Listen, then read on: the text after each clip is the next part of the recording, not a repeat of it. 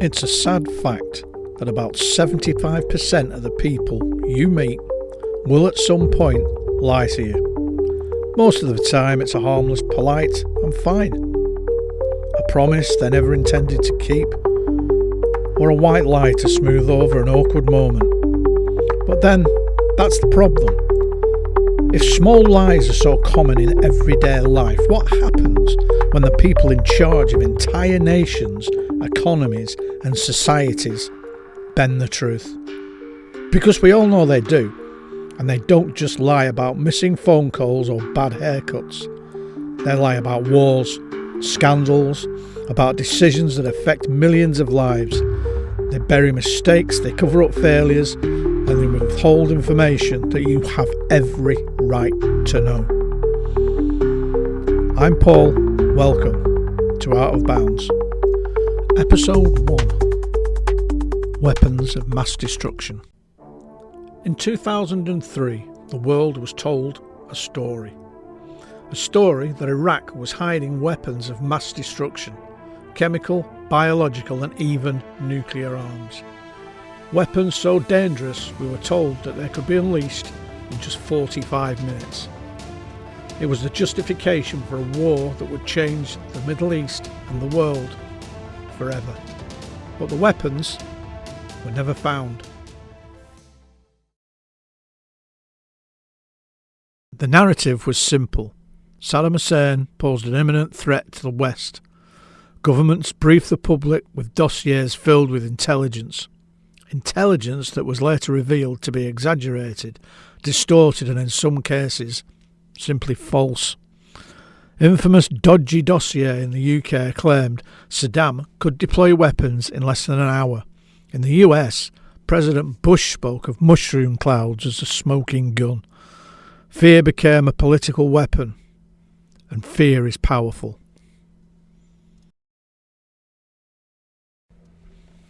In March 2003, the invasion began. The world watched as Baghdad lit up with fire of missiles and bombs. Operation Iraq Freedom was sold as liberation. Soldiers would remove a dictator, disarm a dangerous regime, and bring democracy. But the search for weapons turned up nothing. Inspections, raids, intelligence sweeps, no stockpiles, no chemical weapons, no nuclear program. The justification collapsed, but the war went on.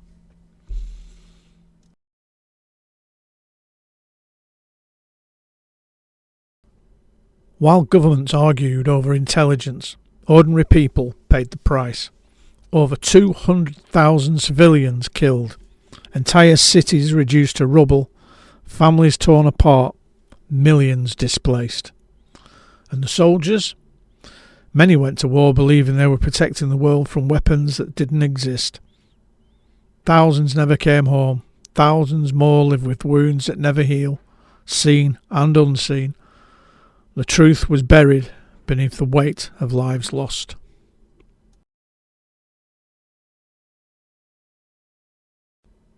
When the truth emerged, governments scrambled. Faulty intelligence, they said. Everyone thought Saddam Hussein had weapons, they claimed. But documents later revealed pressure from the highest levels to make the case for war, no matter the evidence. Trust was broken in the UK.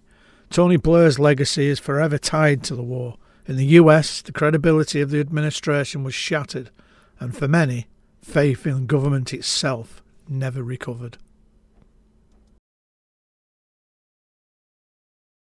The lie of weapons of mass destruction did more than start a war. It destabilised an entire region. It opened the door for years of insurgency, sectarian violence and the rise of extremist groups. It created a ripple, the effect the world still feels today. And for the public, it left a bitter truth.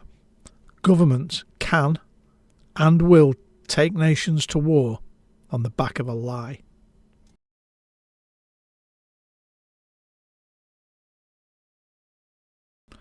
No weapons of mass destruction were ever found in Iraq, but the lie remains, a lesson written in blood and sand, a reminder that truth is often the first casualty of war.